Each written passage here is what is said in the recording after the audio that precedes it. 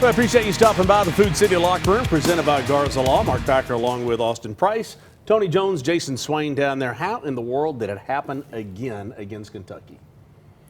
Hey, let's talk about something positive first. Oh, Johnson please. University, 8 wins in a row, second place in the AAC. 2 top teams make the national tournament. Hey, go Royals. Okay, so we're going to switch our focus. We're going to talk about Johnson University all night long. Wow. The only thing I can say is wow. I mean, to be up 14 points, to be up 17 points in the first game, and to lose these games. You know, Austin, I think we were trending to be at the top of the league because we have been playing so well. And the way, till halftime. Yeah, and the way Nate Amen's been playing, obviously, he's probably playing as well as anybody in the league. But 2 for 16 in the paint in the second half. Jacoby and Nate scored 33 points in the first half and just 11 in the second half. And that's not a recipe for Tennessee to win, Jason. Well, 11 in the second half, Jason, 10 of which went to Nate Ament. Correct. When Tennessee hit 8+ threes in the first half and was only up 10, I was saying to myself, I don't know, because you were red hot from the 3 in the first half. And Kentucky wasn't making shots. We knew that Tennessee wouldn't be able to do that again in the second half, and that Kentucky would come in the second half and do a lot better. You know, miss shots around the rim, free throws continue to be an issue. Tennessee shot better from 3 than we shot from 2, and again, it goes back to making those bunnies around the rim. Yeah. Yeah, I mean, you couldn't have had a better start. Nate Ament's long-range game is starting to come on. I mean, right, his mid-range game has always kind of been there, but I mean, like when he started making threes on the regular to go along with what he can do in the mid-range game at the rim, I thought it was big to get Felix Okpara back in some form or fashion because you're going to need him down the stretch. And there have been all those rumors out there about, you know, this and that. And so I think getting him back is big for the long term. There's no shame in losing at Kentucky traditionally. It's just how you lost. It's now 2 games in a row. To quote the great Dennis Green, you let them off the hook, right? Let them off the hook. Both times you played them this year. Got to find a way to win these games. And listen, I think it starts coming up in the midweek. Tennessee's got to find a way to win one on the road at Mississippi State. You can't drop those type of games. Again, Kentucky's Kentucky, and it stings, it blows, all the adjectives. But you can't let Kentucky beat you twice. You've got to find a way to win at the hump coming up midweek. Tony, let me ask you this from a coaching standpoint. We've talked about this. You've got to find a third scorer. You've got to find a third scorer because you had the 2 in the first half, and then they were somewhat shut down the second half. How do you find a third scorer? I ask this every week, but how do you find a third scorer? Just say this is the guy, and we are going to make this happen. Looking at this team from a coaching perspective, I think that Jalen Carey has to be the third scorer because they have to have an inside presence, and he has shown. Last year at Vanderbilt, he's shown that he can score in the low post. I mean, he's a load. He knows how to use his body. Right. And he's finishing at a high rate. I think his field goal percentage is over 50%. I mean, that's the free throw percentage. We're not going to talk about that. But I think Jalen Carey is the guy. And Bishop Boswell continues to put up numbers. He puts up numbers. He's an Army Swiss knife. He's assisting. He's rebounding, he's scoring, and JP is scoring a little bit. But I think, from a coach's perspective, it's got to be Jalen Carey, Austin. I agree. I would take that and expand on it a little bit more, Jason. I think what you've seen at different points in time is you go back to the Auburn game, it was Jalen Carey, right? Option 3 at Alabama was JP Estrella when he went for 17. It's got to be one of those two. It doesn't have to be one person. They just can't have a no-show, right, between the 2 of them. They've got to, one of them has to be on. And so, like, to me, that gives you a little more wiggle room, so it doesn't say, Jalen Carey, you have to do it every night. It gives a little bit of wiggle room, but they can't have a night where there's nothing. Yeah, especially when you only get 1 point from, Jacoby in the second half. Yep. I mean, if you get more from him, then it covers up what you probably didn't get from Estrella. I thought Boswell was very, very much in the zone offensively. I mean, a couple pull-up jumpers at the elbow. I mean, he was perfect from the free throw line, very, very comfortable. I know offenses are easy to talk to, But we're talking about a Tennessee program that has been number one defensively a couple times in the last couple of years, and to allow Kentucky to have that much success and production in the paint, for me, that's unheard of. It should be unheard of. Yeah. Yeah, I mean, Iowa and Aberdeen, I mean, and this Moreno kid, he's a good player. I mean, he's a really good player. They had their way. And then when Colin Chandler spotted up for that shot from 3, I just knew it was going in. I just knew it was going in.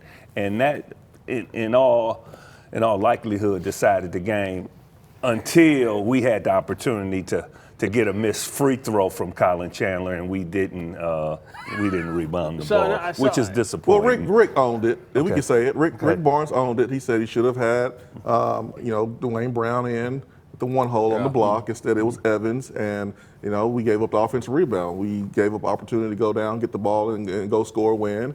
And Rick holds his players accountable. I thought it was good that he held himself accountable and said what he said. Hey, it's on me. It's my fault. Should have had someone else in. You talk about can you win championships? Can you win championships beating people up and winning the glass? Yeah, no question, because defense travels and rebounding travels. They're leading offensive rebounding team in the country, and offensive rebounding is a derivative of, and defensive rebounding is a derivative of defense, and they can do it. We're in 5th place now, though. And 3 teams that's ahead of us, we've lost to, and one of them we've lost to twice. So that's going to be an issue. It's still a lot of basketball to be played, and like Austin said, we got to go down to the hump and win that basketball game on Wednesday. Speaking of Mississippi State, 2009. Here we go. SEC tournament, Tampa, Florida, Jarvis Bernardo. They found a way to rebound the basketball and do the little things. Again, this team is fine. Okay, it sucks, right, to go and blow it to your rival again now twice in the same form in 3 weeks. I get it, but this team's still fine. Nate's still coming along. Jacoby's not going to have that. To me, is the exception more than the rule. Now, again, some of the weak turnovers that he's had, maybe the rule. Late in games, but the 1 point in the second half to me is an exception type game. He's not been doing that. Okpara, Carey, and Evans, a combined 45 minutes amongst the 3 of them, Yeah. 4 points. Yeah, that can't happen. Yeah, It can't happen. you expect that a little bit about a Felix. He's not an offensive first type of player. And Evans is still, I mean, Did you expect something? I mean, maybe he picks up the ball up and drops it in the hole. I mean, something's got to happen. Sure. I mean, I think it's more along the lines of what he's saying about Carey. And again, I think. He didn't take a shot. I think Okpara? Carey didn't take a shot. Yeah, and that's that's on the scheme. That's on the coaching. They got to get him the ball inside. He didn't take one shot. And then another thing about Jacoby, and this has been a problem for us. We need him off the ball some, coming off those NASCAR cuts, off of the floppy action, and him coming and knocking down shots rather than trying to create his own offense from the point. And hey, he gets tired. Is that kind of like don't get caught watching the paint dry? The whole floppy off the thing? Yeah, keep going. I feel like with Felix this year, there's less lob threats for him because that's a good point. you got Great 2 point. post players on the block, whereas last year you were able to play 4 out, 1 in with Felix. You had Igor Milicic who can shoot the ball and spread the floor. Now you got 2 big dudes down there, which is why you're good at offensive rebounding, but it limits, I think, Felix's opportunity to be a threat offensively, catching those lobs above the rim. I think it takes me back to like 1996, Miss Cobb's typing class at East Ridge Middle School, talking about floppy disks. And I mean, I'm playing Oregon Trail.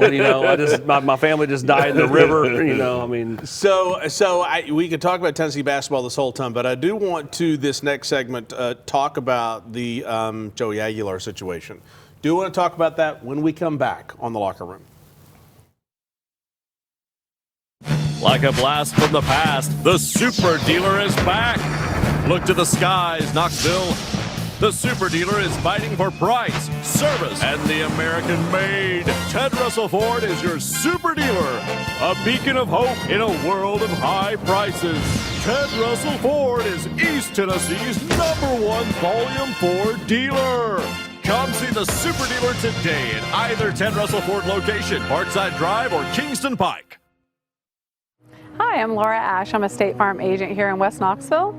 I love to serve all of East Tennessee for all of your home, car, life, and business insurance. If you need anything insurance related, give us a call at 675-0888. I'm Tennessee basketball player JP Estrella. Let me give you a tour here of the offices at Knoxville Smiles. Dr. Costa is placing implants with a robot, and it's all done digitally. There's no guessing with this since it's all robotic. Dr. Wilco is the newest addition to the office. He loves to research the latest and greatest in technology, so the other doctors go to him for the newest product information and techniques. Dr. Malone is building teeth in the mouth. To him, cosmetic bonding is more like artwork. He does this without cutting your teeth down. It's all about building them up. Guys, we still have a problem. Do y'all have a bigger chair?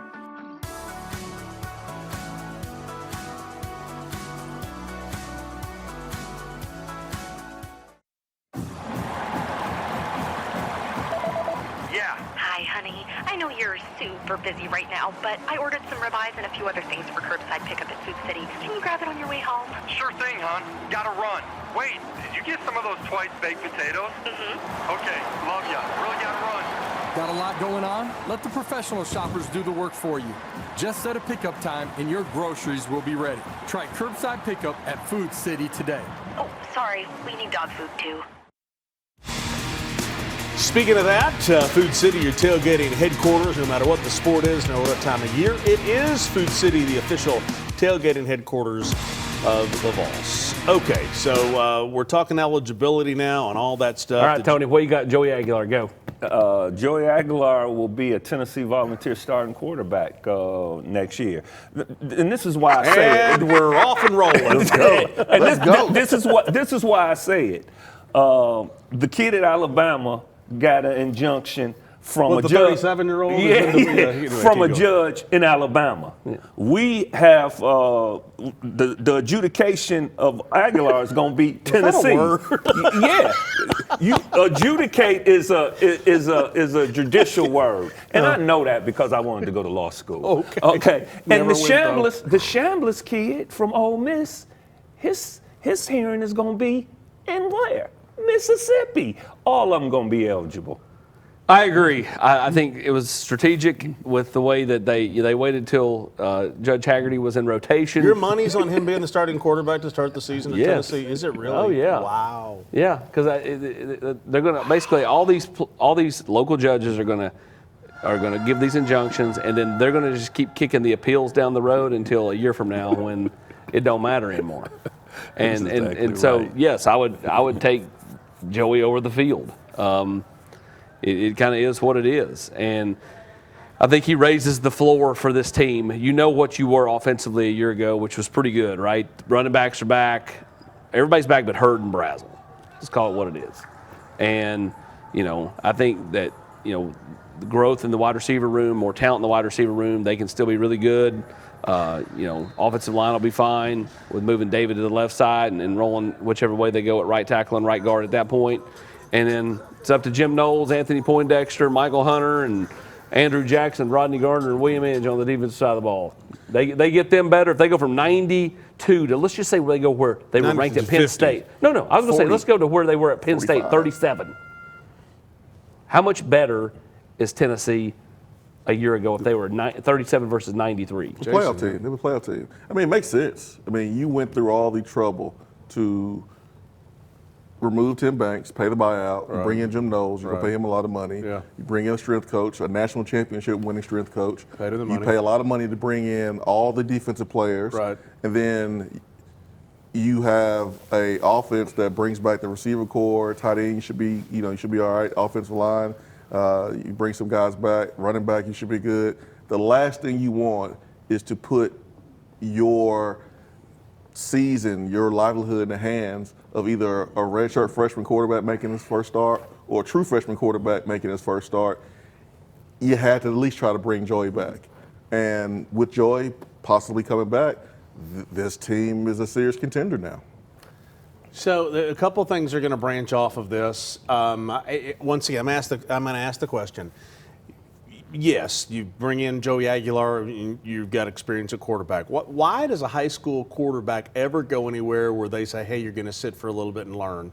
If every Power 4 school is going to say we have to have a quarterback with experience, George and Faison can't get experience if they're at Tennessee because Tennessee keeps bringing in somebody with experience. You get experience in practice, and if George does what he needs to do in practice, then it'll work out for him. He gets forced in because of an injury to Aguilar. Well, you know? And then hey, if that happens, be ready to go. Yeah, I mean, look at Chambliss. Yeah, he went in because Simmons be got ready to hurt. go. Be ready to go. So I think it's a reason. I think it's a reason why Tennessee went and looked at the portal at quarterback. I think it's a reason why Joey Aguilar is back. And if you give your coaches enough reasons to believe in you to get the keys, then they will. 2024 was the year that Nico got the keys based on what he did in practice in 2023 when he was a freshman. So, George left the door open. Now he has opportunity to compete during the spring when Joey's out and make some plays, maybe get some film, and then be ready to go just in case Joey gets hurt. And that's the thing, Joey will miss all or potentially close to all of spring, right? He might be back for the tail end, which means Faison and George will get all of the run and all of the reps, which does help them. It helps them. It helps them tremendously. It's practice, man. You got to get the reps for practice. Tony, please, go. Do you think the coaching staff's mentality to bring Joey back is a byproduct of the schedule next year? Because this is a daunting schedule. Well, I think, listen, I mean, whether you're at the middle school level, high school level, college level, it doesn't really matter in the pros. The age stuff matters. Look at Vanderbilt. Vanderbilt was good. Why, Tony? Because they were the oldest team in the SEC. Like, when you have players that are 24, 25 going against kids that are 18, 19, it makes a difference. No different than, my daughter being young for her age, going up against a girl in her own grade that is potentially 2 years older because people have been held back. I mean, that stuff matters even at the college level. I mean, Joey being 25, 26 years old, look at Hendon. Hendon was so much more mature because he had been around. And so I just think anytime you can be a little older, be a little more experienced, college coaches or any coaches in general are going to lean to that unless you're a just generational talent, right? Okay, I got to take a break. I want to continue this conversation with, ask Tony a couple questions about this when we come back on the locker room.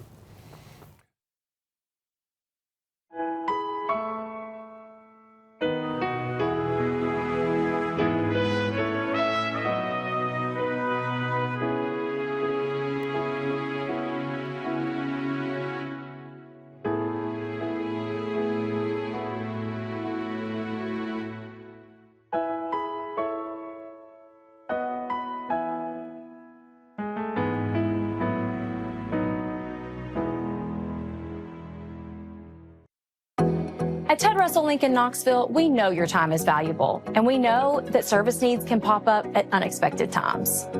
That's why we bring the Service Center to your home or office. With our mobile service, you can receive the vehicle maintenance you need at your time and place. We take care of oil changes, battery replacements, brake services, diagnostic scannings, and more. Book an appointment online or call us today. Ted Russell Lincoln Knoxville, where luxury vehicles come with luxury treatment. I still have spots on my glasses, even with the most expensive cleaners. Whoa, Aquaclear can fix that. If I don't squeegee this, I still see spots. Are you tired of still seeing spots? Aquaclear can fix that. Faded laundry again? Aquaclear can fix that.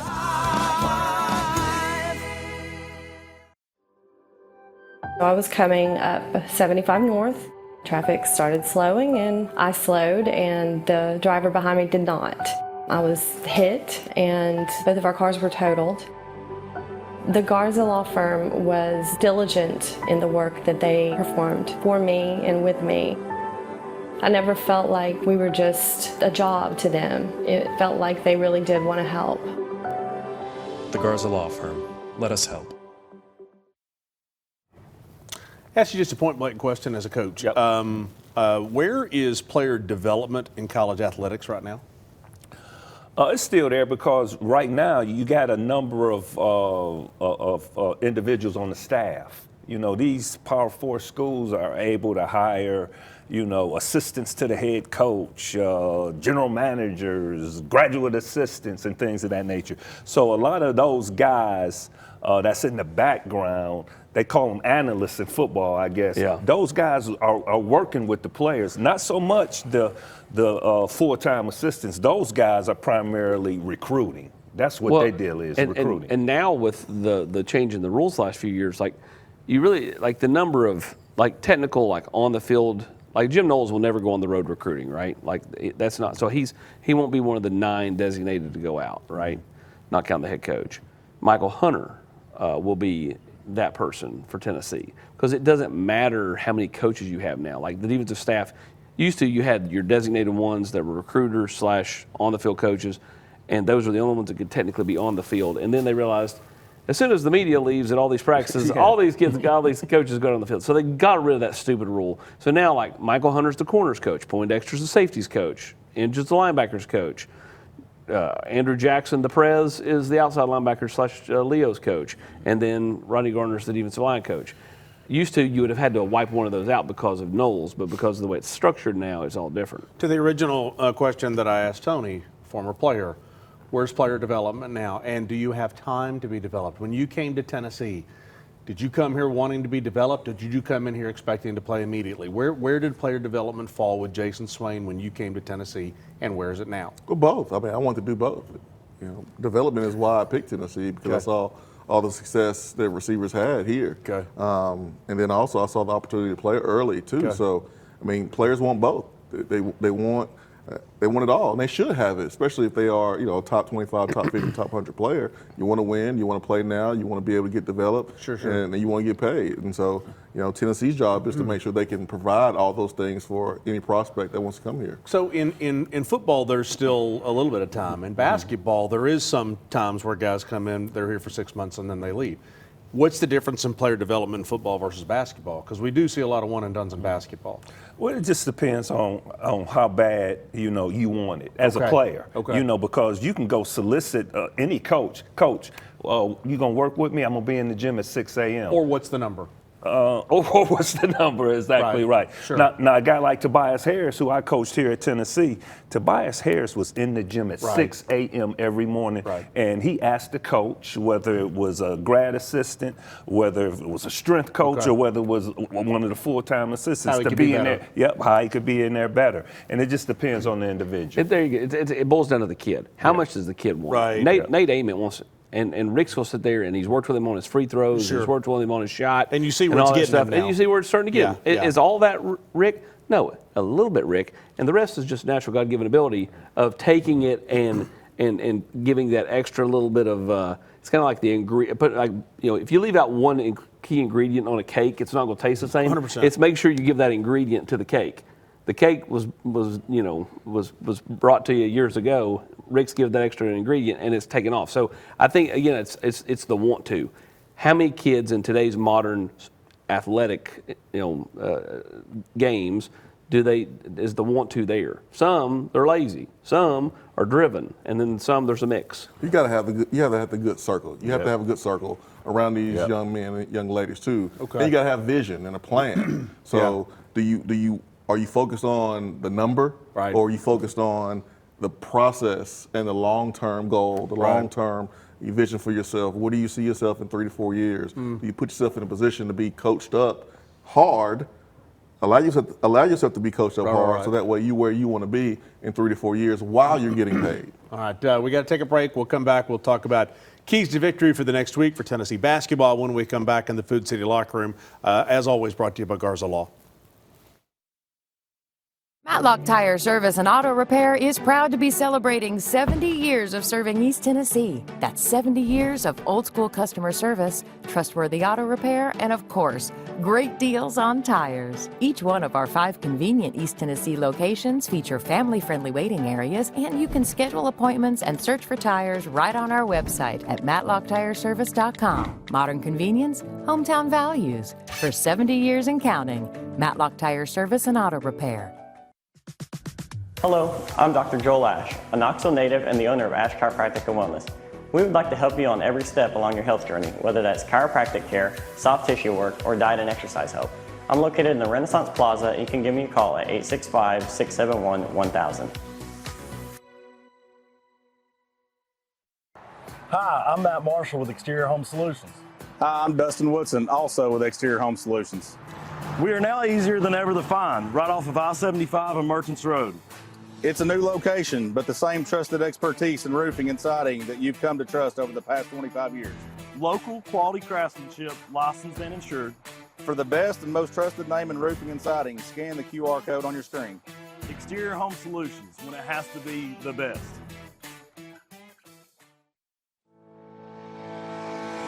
Community banking is about location and much more. It's about family. We reside in your community. We are a part of your community. At Commercial Bank, our commitment extends beyond the walls of our branches. It's displayed each day in the opportunities we provide, the money we give back, and the time we commit, all to help improve the lives of the people, families, and businesses that make our communities great. Commercial Bank, life made better. I'm a veteran. I had a stroke. I had to medically retire. I filed Social Security on my own and have got denied. I knew I needed some help, so that's why I got the legal help from the Garza law firm. I was always comfortable here. I loved the work ethic that they had. They were there from the beginning. They were there even after my case closed. I would recommend the Garza law firm for any and everyone. The Garza Law Firm. Let us help. Well, wherever you are across the great state of Tennessee, Marcos Garza and the Garza Law Firm can help you out. Why hire an out-of-state lawyer to handle your in-state issues? Visit garzalaw.com. Get the help you need whenever challenges come your way. Time for the Garza Law Keys to the Game. Let's talk about Tennessee and Mississippi State. Further you get through the season, the more and more they become a muster wins. Jason. Yeah, the hump is a difficult place to play, but Mississippi State, they have lost 7 out of their last 8. According to Kim Palm, they are projected to lose the rest of the games for the regular season. So this is not a good basketball team at all, but we know that they're tough because Chris Jans, and they'll believe if you let them believe. So you've got to contain Josh Hubbard. He has a green light. Can't let him get going. He's streaky. We got to shoot 70% or better from the free throw line. We got to get better there. And then we just convert layups around the rim. Mississippi State, not that good scoring points. We should be okay and win this basketball game. I agree with you about Chris. Chris is not going to let him quit. No. I mean, that's not in his DNA. Consistent inside presence. I mean, we got to score the ball inside. Again, we've talked about it earlier in the show. Jason Carey, JP, and Felix, with some lives. We need to score inside. Dwayne Brown. Offensive rebounding. We're the #1 offensive rebounding team in the land, in the nation. We need to dominate Mississippi State on the glass and limit our turnovers. We can't let them get runoffs out of turnovers and let that hump crowd get going. Austin, I think you've got to start making a concerted effort to say what's your identity as you head towards the postseason of who is that 3rd and 4th scorer. Where are you going? Is it Carey? Is it Boswell? Where are you going to go? And you've got to purposely feed them the ball. Yeah, it doesn't have to be, and I'll continue to beat the drum. It doesn't have to be the same person every game, but it's got to be somebody. Somebody's got to step up. It might be Boswell one night. It might be Carey. It might be Estrella. It might be Amari Evans. I mean, who's flashed and been a 14, 15-point game a few times this year. Yeah. It's got to be somebody. You know what you're going to get out of Nate at this point. You know what you're going to get out of Gillespie. But I think when you look at this team, they thought they would get more out of Abram. He's not even playing. Ethan Berg. They've basically whittled that bench down to what 9. Yeah. Tennessee's got to find a score, a third consistent score. I think it's probably. I know he likes Carey because he's a post player. 5 seconds. I think it needs to be Boswell. There we go. We'll see what happens. Tennessee and Mississippi State, a midweek game. We will see you next week.